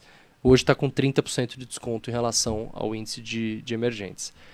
Aí os juros, Ferreira, mas os juros aqui estão muito altos, né? Então, beleza, vamos comparar o yield da Bolsa com o juro real no Brasil, né, os juros das NTNBs. Que é o earnings yield lá, quando você inverte, né? inverte Exatamente. o preço por lucro. É o inverso do preço sobre lucro. O que né? quer dizer só para o pessoal entender direitinho, Ferreira, o que quer dizer esse earnings yield de fato? Tipo, na prática, o que significa esse yield de uma ação? Assim, basicamente é você pegar o lucro daquela companhia e dividir pelo valor de mercado, né? Então vamos supor, um papel que negocia 10 vezes lucro é porque, enfim, a empresa tem um valor de mercado, vamos supor, de R$1 bilhão e gera 100 milhões de lucro. Se você inverter essa conta e fazer, 100 milhões de reais sobre um bi de market cap, são 10%, né, de retorno ao ano. Então esse é o earnings yield, basicamente É o rendimento, entre aspas. É isso, quanto que a empresa gera de lucro em relação ao seu valor de mercado. E ela é uma taxa que é maior que a do dividendo. Por que ela é maior que a do dividendo? Porque as empresas geralmente não pagam 100% do seu lucro em dividendo. Ela pode reinvestir esse lucro, ela pode, né, fazer alguma outra ação, pode comprar uma outra empresa, enfim, fazer algo que não seja pagar dividendos. Então, o earnings yield, ele te dá uma ideia de qual o rendimento esperado dos lucros daquela companhia, lembrando que ela é uma métrica real. O que eu quero dizer com isso? Os papéis, as ações, né, acho que o Braga fala muito disso, são ativos reais, né? Quando você tem períodos inflacionários, o lucro das empresas sobe, né? As empresas conseguem repassar preço, e principalmente as empresas da Bolsa, né, que são empresas líderes, e elas conseguem subir os seus lucros, né, com a inflação. Então, eu não comparo o earnings yield do Ibovespa com, por exemplo, a taxa de pré-fixado do CDI. Porque eu acho que são comparações erradas. Você está comparando uma coisa pré-fixada nominal com um ativo real que é bolsa. Então, o que a gente compara esse earnings yield? A gente compara com a taxa de juros real das NTNBs. E aí o que a gente vê é que hoje essa diferença, né, esse spread entre o earnings yield do Ibovespa com a taxa de juros real está dando 7,5% a mais, né, para a bolsa, sendo que a média histórica é em torno de 6%. Então está um pouquinho acima da média, né? Agora, quando a gente olha para a bolsa americana, isso está muito abaixo da média, né? A bolsa americana hoje está com o earnings yield praticamente igual a Treasury, né? 5%, que está negociando próximo a 20 vezes lucro, né? 1 sobre 20 é 5%, com a Treasury de 5%. Então lá você está com um cenário de o que a gente chama de equity risk premium, né? Que é o prêmio de risco para você ter bolsa, muito baixo. Aqui no Brasil não. Mesmo com juros nesses níveis, a gente tem um prêmio de risco interessante, acima da média, né, mesmo num cenário de juros altos. Por último, a Bolsa ex-commodities, né, que a Jenny e o nosso time calcula, ela está negociando também a um desvio padrão abaixo da média, então a 9 vezes lucro com uma média de 12 vezes. Então, de fato, um desconto grande. E quando a gente olha setor a setor também, a gente quebra e olha os múltiplos históricos para todos os setores da Bolsa, hoje acho que são todos os setores abaixo da média, né? Exceto tecnologia que está um pouquinho acima da média histórica dos últimos 10 anos. Exatamente. Então, todos os setores negociando abaixo de onde tendem a negociar historicamente, ou seja, bolsa inteira praticamente bem barata. Impressionante. Foi a chuva de dados para vocês. E olha, a gente atualiza esses dados todo mês no nosso relatório Raio XP, tá? Então quem E quiser onde ver acha? os gráficos, no site de conteúdos, Perfeito. conteúdos.xpi.com.br. Ah, moleque! Fez o jabá. Momento merchan, né? Tem que ter Paula o jabá. Volpe estaria orgulhosa de mim agora. Agora, isso me pipocou um negócio aqui na minha mente, Henrique Stetter, que é o seguinte. Em 2020 o ambiente era outro, mas Fernando Ferreira ficou conhecido por uma frase lá que era não seja herói. Não precisa ser herói, porque tava muito barato, tudo muito Teve barato. até a figurinha, não teve? Teve tudo. Ficou famoso, porque era uma frase de impacto, O né? herói dizendo pra não ser herói. Exato. Super-herói dizendo pra não ser herói. Exato. Mas, embora o ambiente não seja o mesmo, os motivos pelos quais você falava para não ser um herói naquela época era, olha só, galera, tá tudo tão barato e o cenário é tão complexo que você não precisa exagerar muito aqui no exercício do investimento para conseguir ter bons retornos. A gente tá no momento novamente de não ser um herói ou não? Esse setor mais doméstico, até às vezes small cap, você até chegou a fazer esse paralelo comparando com as larges, assim, tá tudo tão esquecido, né, que às vezes o retorno é tão maior que vale a pena olhar. qual que é a sua opinião? A gente coloca a capa ou não coloca a capa? Excelente paralelo, porque eu acho que é exatamente isso. Não precisa ser herói. Né? A gente não está num momento de bolsa que você precisa vasculhar muito para achar algo extremamente descontado, com qualidade e com valor. A gente consegue ter uma carteira super defensiva, mas com um retorno esperado bem elevado. Então, quando a bolsa sobe muito, muito rápido e os papéis começam a ficar mais caros, aí sim você tem essa fuga para a segunda linha, para papéis mais arriscados, papéis que você vai ter que tomar mais risco mesmo para achar upside. A gente não precisa disso. Né? Então, a gente, de fato, vê esse cenário de que a gente não precisa ser herói nesse momento. Acho que tem um dos principais erros, né, que os investidores, pessoa física, cometem na bolsa, que é querer ter retornos muito rápidos. Né? Eu quero ficar rico rápido na bolsa. E tratar a bolsa meio como cassino. E esse é um grande erro dos investidores, né? De achar que eu vou entrar na bolsa e eu vou comprar um papel aqui que caiu 80% e esse papel vai voltar para os níveis de preço anteriores. Mas o Peter Lynch dizia isso, né? Ele falava, olha, um dos maiores erros dos investidores é achar que porque o papel caiu, né, de 10 para 2, que ele vai perder pouco dinheiro. Não, ele pode ir de 2 para 0, você perde o mesmo 100%. Né? Então, assim, pegar a faca caindo... Pior ainda. Tentar pegar a faca caindo, acho que é um dos principais erros, né, que os investidores, pessoa física, eles têm, de achar que, olha, eu vou comprar esse papel porque caiu demais, mas às vezes os fundamentos estão piorando e de fato a empresa acaba, né, indo para um cenário de uma RJ ou de um cenário onde o papel acaba valendo muito pouco e aí você perde muito dinheiro. Ou senão a empresa tem que fazer um aumento de capital, enfim, você é diluído, então tem que tomar muito cuidado. Então o cenário de fato é o cenário para não ser herói. E uma coisa que faz às vezes com que as empresas fiquem baratas por muito tempo e esse desconto continue existindo é a falta de fluxo, né? Vocês fazem pesquisas direto com os clientes da XP, com institucionais. Essa pesquisa é um sucesso. É um sucesso. A Dália, quando veio aqui da última vez, fizeram um PowerPoint, estava lá a pesquisa deles. E sai notícia para tudo quanto é lugar. E mais do que institucionais e a base da XP, também vocês conversam volta e meia com gringos, né, que tem essa percepção, às vezes, diferente da economia por aqui. Como que estão essas visões desses diferentes grupos? Você quer falar dos gringos e eu falo das pesquisas? Vamos lá.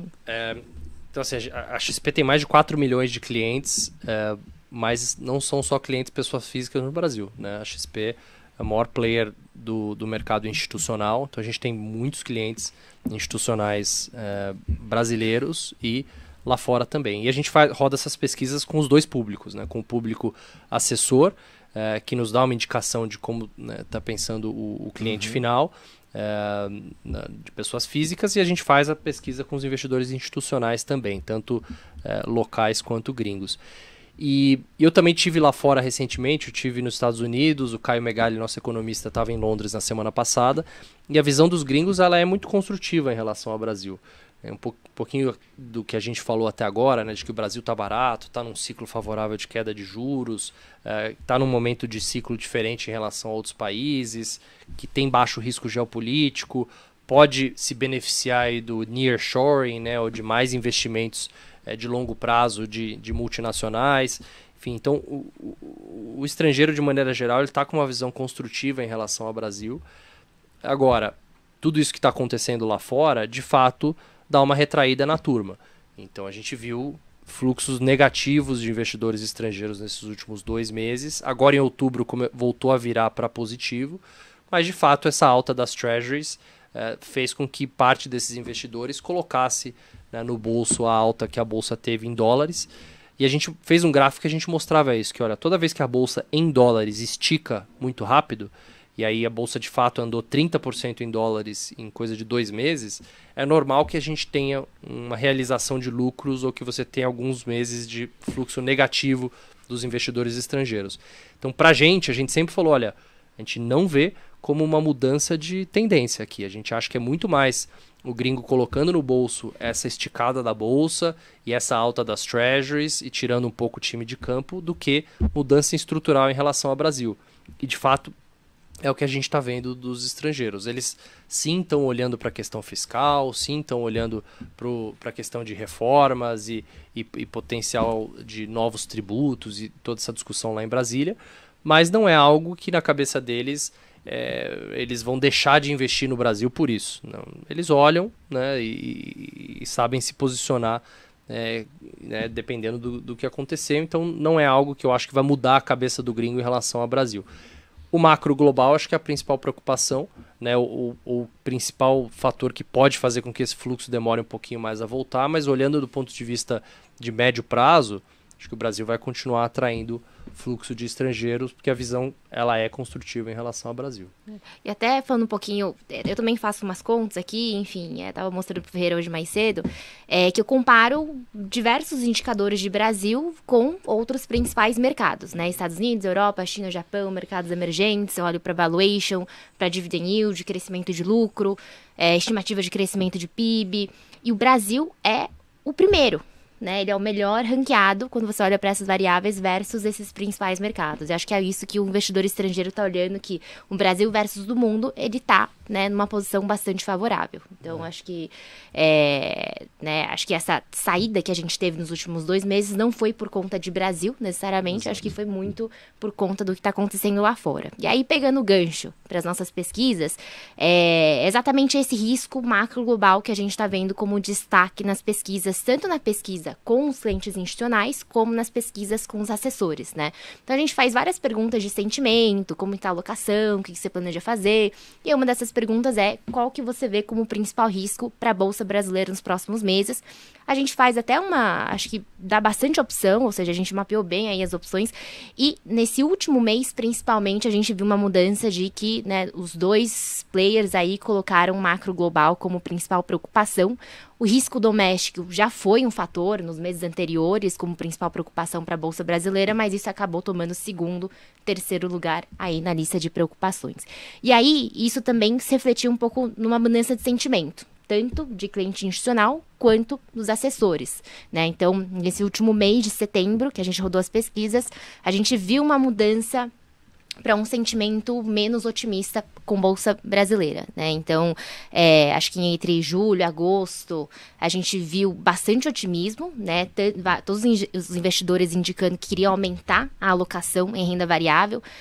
Acho que chamou muita atenção a pesquisa dos assessores, porque eles já vinham carregando desde 2022 uma visão de que eles não queriam exposição à renda variável, não queriam aumentar, queriam diminuir, né, uns 30% queriam diminuir a alocação em renda variável, e aí foi mais ou menos junho desse ano que a gente viu uma mudança gigantesca, né, de clientes indicando que estavam finalmente interessados em aumentar a alocação em renda variável. Acho que foi de 9% para quase 50%. 65 bateu, 50 e teve um depois momento 65. Que bateu 65, e aí diminuiu um pouquinho nesse último mês, mas continua em níveis altos, principalmente quando a gente compara com início de 2023 e 2022 como um todo também. Então, teve um aumento, né, dessa percepção mais otimista em relação à Bolsa Brasileira, em relação à tomada de risco, mas esse último mês, principalmente por conta do risco macro global, né, de juros mais altos lá fora, de risco de recessão nos Estados Unidos, isso aqui acabou se deteriorando um pouquinho.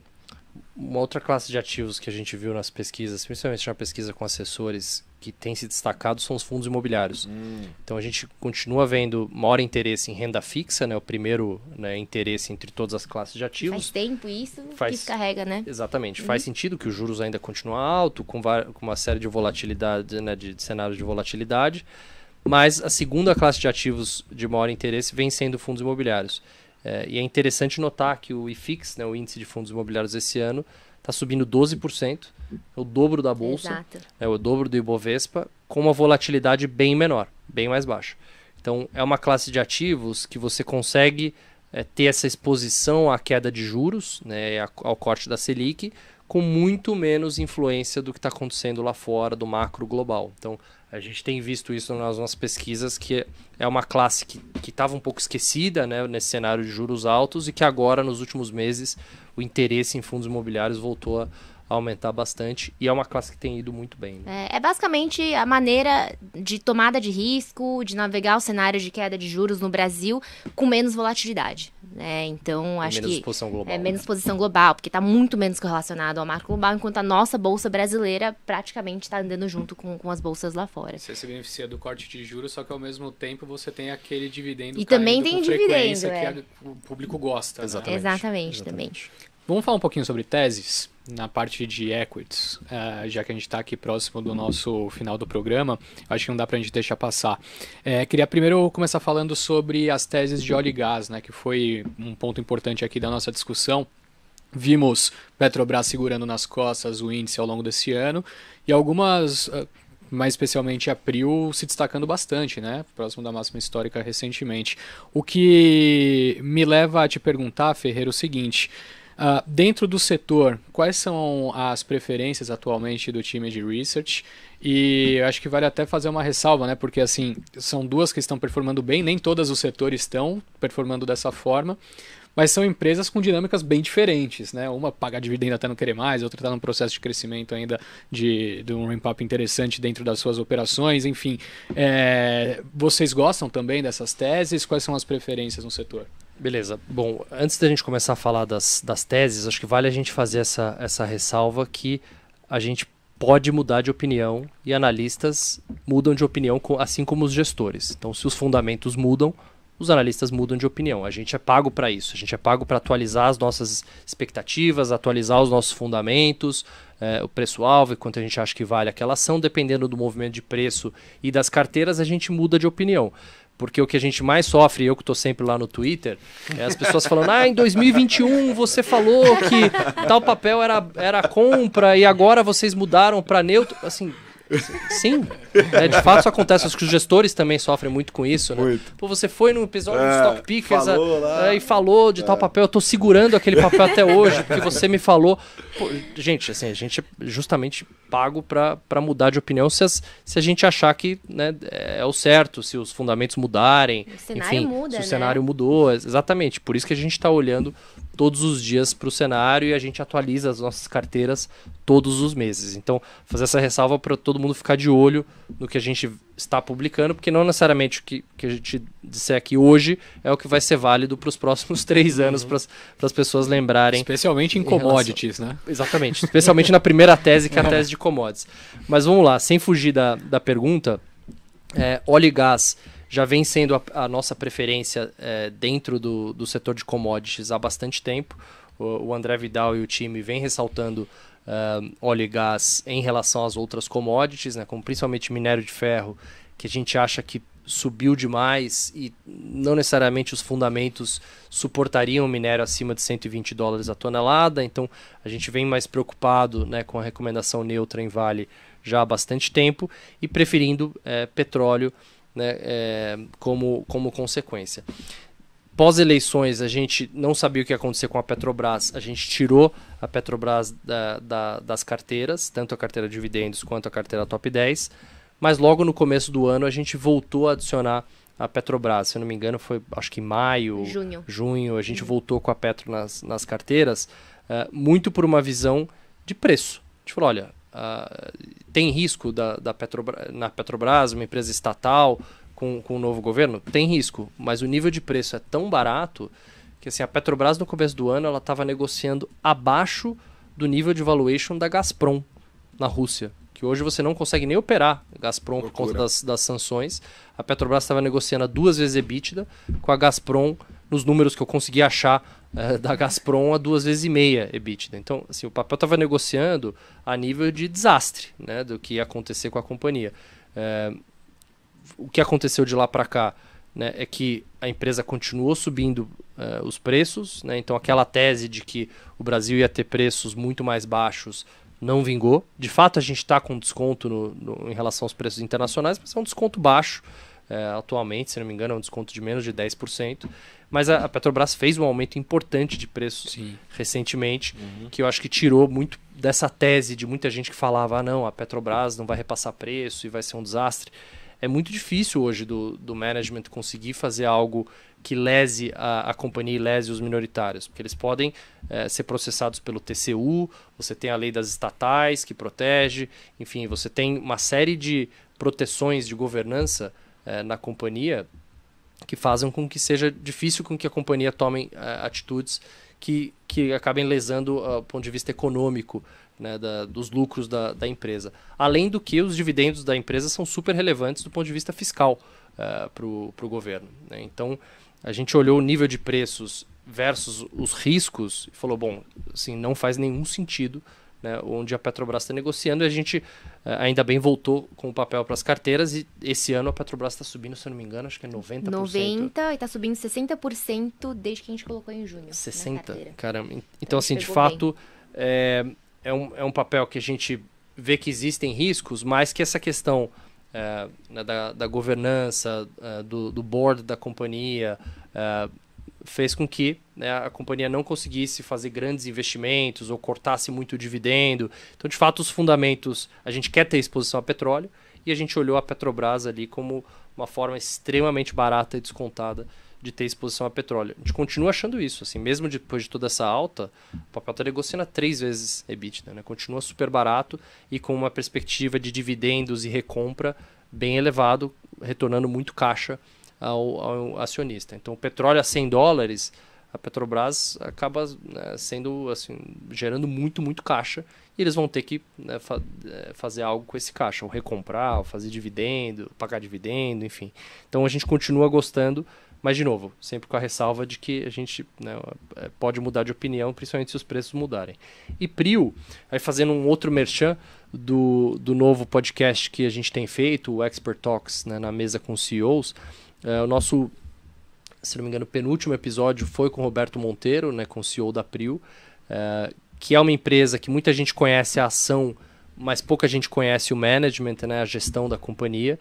E o que me chamou mais atenção em relação a eles é que eles querem fazer o simples bem feito. Eles fazem o básico bem feito, ele fala, ó, a gente faz uma coisa só em uma zona, né, e a gente tem uma capacidade, já produzem 100 mil barris dia, né, já não é mais uma junior oil, né, uma quase adolescente. Teenager oil.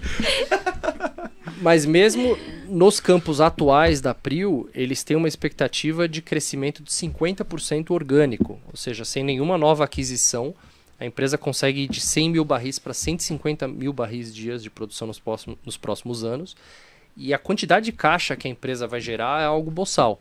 A gente, né, projeta mais de 20% de free cash flow yield, né, de geração de fluxo de caixa livre em relação ao valor de mercado em dólares para os próximos anos. Então, de fato, a empresa vai gerar muito caixa, que por enquanto eles, né, têm destinado pouco para dividendo, mas tem recompra, enfim, tem outras oportunidades de M&A e de crescimento que eles estão olhando.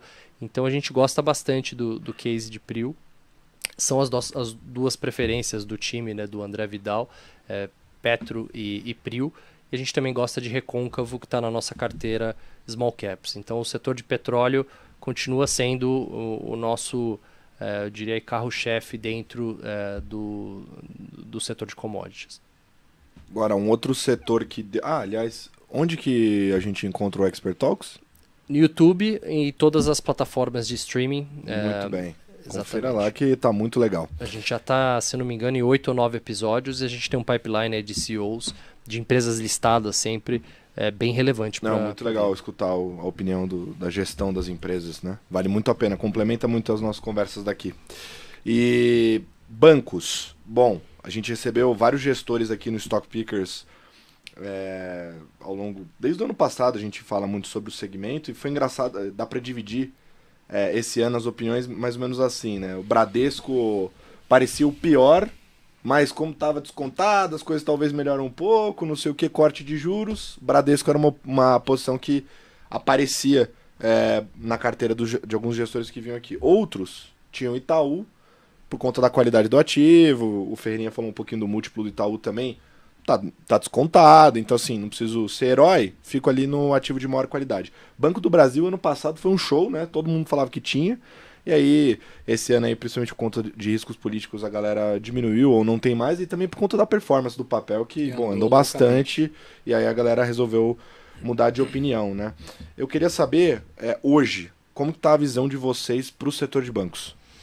Olha, o setor de bancos é um setor que ele é barato não só no Brasil, como no mundo todo. Então, acho que vale fazer essa ressalva de que bancos no mundo é um setor que está negociando com múltiplos bem deprimidos. Mas, dito isso, quando a gente olha Banco do Brasil a 4 vezes lucro e pagando quase 10% de dividendo, mesmo depois de toda essa alta, acho que o interessante é que o papel não subiu por conta de expansão de múltiplo, ele subiu por conta de resultados mesmo, né? O banco vem reportando resultados excepcionais, né? Mais de 20% de retorno sobre o patrimônio líquido, e já por alguns trimestres o Banco do Brasil reportou o maior lucro entre todos os bancos no Brasil, incluindo, né, o Itaú e o Bradesco. Então, de fato, essa alta toda vem, né, vindo por conta de resultados muito fortes e não por conta de uma expansão de múltiplos. Historicamente, o Banco do Brasil negociava com 20% a 30% de desconto em relação aos pares privados. Hoje esse desconto está bem mais alto, né? Está em torno de 40% de desconto.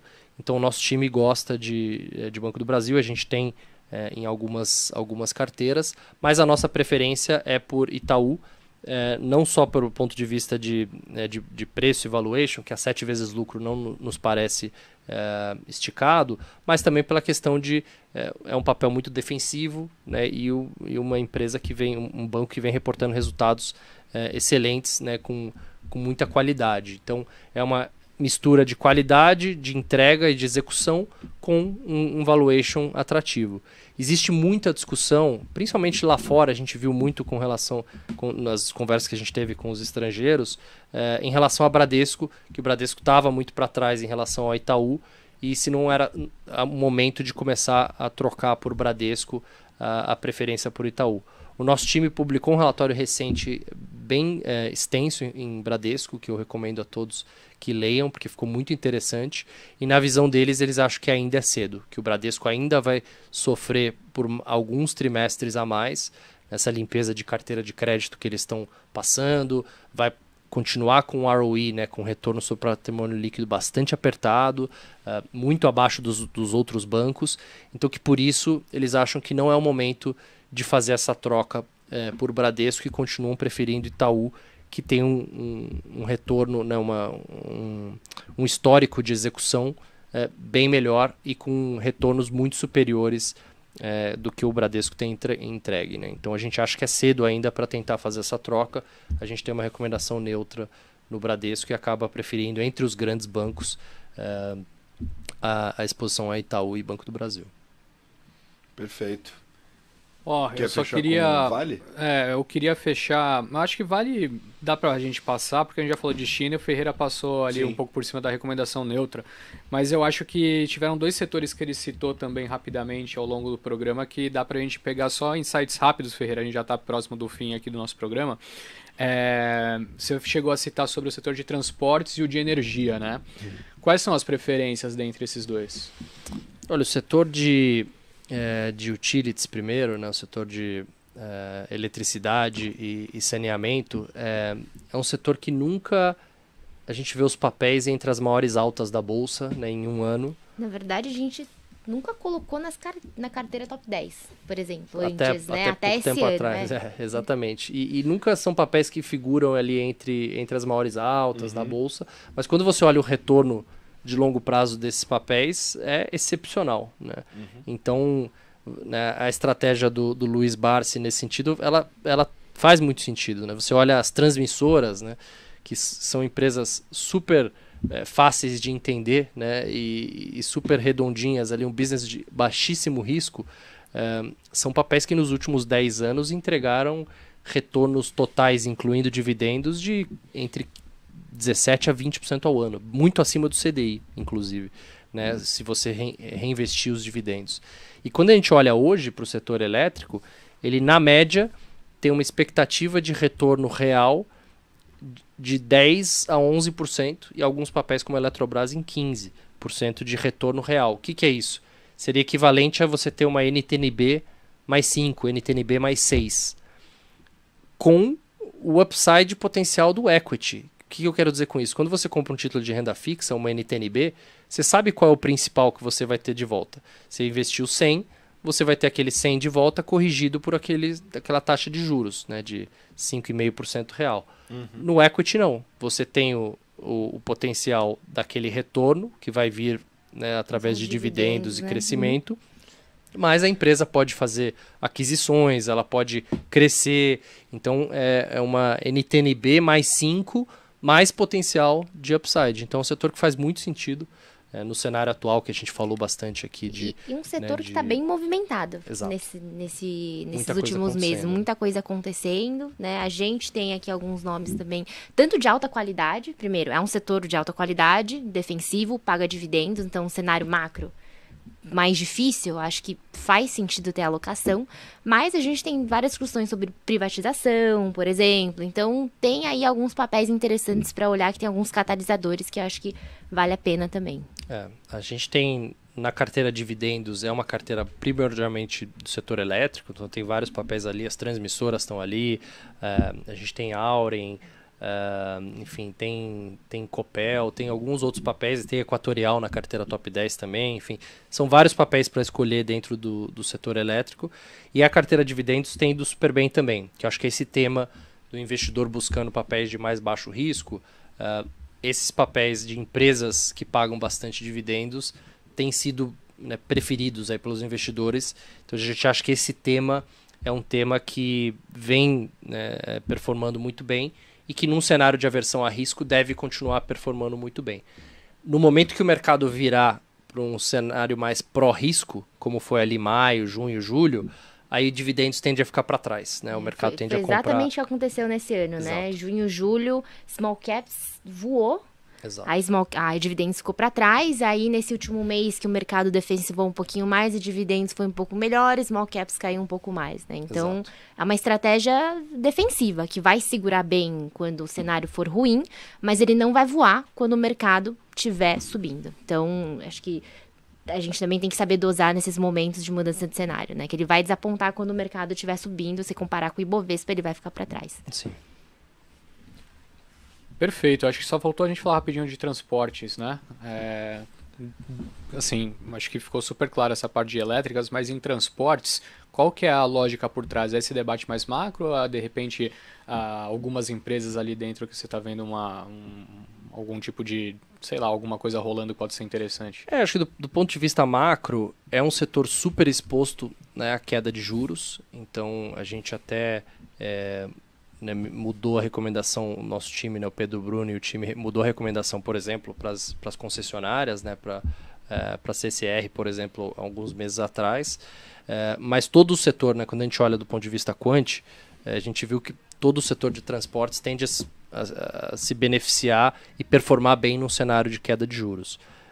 Dentro do setor de transportes, as preferências são principalmente Rumo.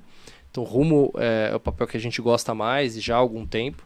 A Rumo, ela está num sweet spot ali, né? Ela se colocou numa posição onde o Brasil está produzindo cada vez mais, né, milho e soja, então safra recorde atrás de safra recorde.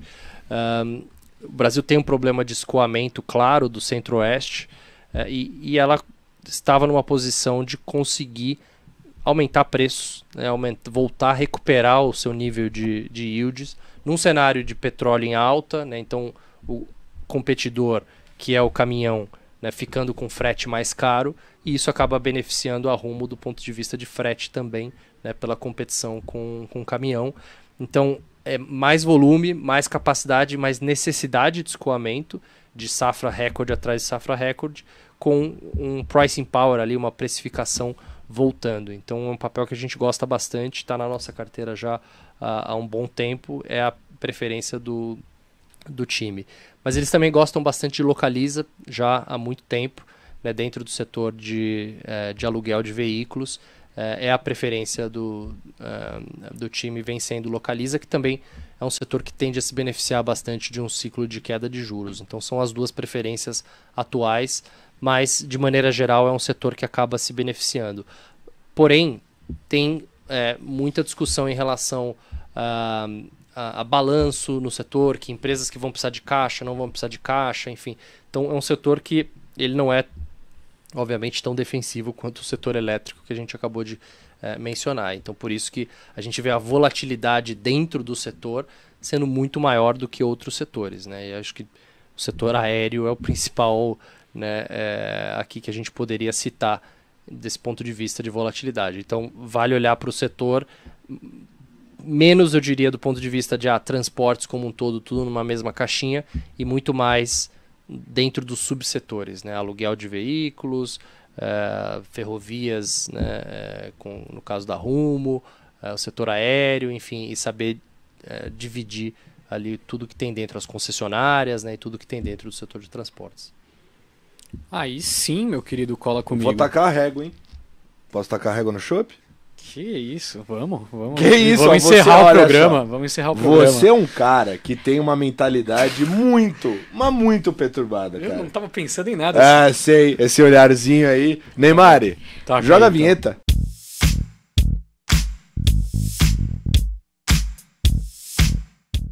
Muito bem, a gente desrespeitou o ping-pong mais uma vez. Faz parte. Né? Porque a pauta tava boa. Pelo bem geral da nação. Pelo bem geral da nação. Posso sugerir um livro? É isso. Sim, tá vendo só? Como ele joga nos dois lados dessa mesa. Ele jogou pergunta pra Jenny. Ele pô, tá maluco. Eu falei, exatamente. Tá é legal estar dos dois lados. Exato. Vamos lá, um livro. Eu sugeri o Changing World Order, do Ray Dalio, né, que eu não sei como é o nome em português, que é o livro novo do Ray Dalio. E para quem não quiser ler o livro, ele já fez N podcasts falando sobre esse novo livro. Mas eu acho que do ponto de vista geopolítico, de tudo que está acontecendo no mundo, eu acho que é um livro importantíssimo de se ler, porque ele traz uma perspectiva histórica que, na visão dele, 100 anos de história é muito pouco. Porque ele olha para todas as grandes potências do mundo e ele vê um ciclo de 200 a 250 anos de ascensão e queda das grandes potências. E ele mostra que quando uma grande potência está em queda e você tem a ascensão de uma nova potência, em geral, elas acabam colidindo e você acaba tendo um período pequeno, mas um período de alguns anos de guerra, até que elas consigam se entender. Então ele mostra muito a queda, né, do Império Britânico e da ascensão dos Estados Unidos, e ele fala muito, né, da China como sendo um potencial aí de uma nova potência, e toda a colisão que está acontecendo do ponto de vista geopolítico com os Estados Unidos. Então é bem interessante. Não necessariamente eu concordo com tudo que ele fala, e ele até diz no livro, ele fala, olha, você não precisa concordar comigo, eu às vezes questiono, mas eu estou olhando aqui os dados e eu estou olhando o histórico, né, o que aconteceu nos últimos mais de 1000 anos no mundo, e olhando todos esses grandes impérios e mostrando do ponto de vista econômico, demográfico, dívida, enfim, ele militar, ele olha várias frentes para conseguir chegar num índice aí de grandes potências, né, e para onde que elas estão indo. Então acho que é um livro bem bacana que eu li recentemente. Em português, ao que tudo indica, é Princípios para a Ordem Mundial em Transformação. Porque as nações prosperam e fracassam. Ficou grande em português. Né? Eu acho que eu vou ter que sugerir um livro aqui também. Óbvio que vai, Jenny. Acho que pegando o gancho de geopolítica, tem um livro que é bem legal também, chama Prisoners of Geography. Acho que deve ter em português, Prisioneiros da Geografia. Ele explica muito sobre o papel da geografia, ou seja, montanhas, rios, lagoas, desertos, na formação de povos, civilizações, religiões e também as tensões geopolíticas. Então, é um livro super interessante também para contextualizar tudo que está acontecendo hoje, das tensões que a gente tem, com a formação geográfica e como que elas, né, se encaixam. Então, tem um exemplo, por exemplo, por que a China e a Índia não entram numa guerra? Tipo, eles estão bem um embaixo do outro, tem suas diferenças, né, tem pontos de tensão, mas tem o Himalaia no meio. Então é muito difícil deles avançarem militarmente por conta dessa delimitação geográfica. E vários outros exemplos que ele explica história com geografia, e é bem legal esse livro. Interessante. Inclusive, baseia bastante da visão dos nossos amigos da Dália em relação à Pax Americana. Era isso que eu ia falar. Eles usam muito a geografia dos Estados Unidos como sendo uma... fator estrutural, né? Exato. Olha aí. Para a Pax Americana, geopolítico.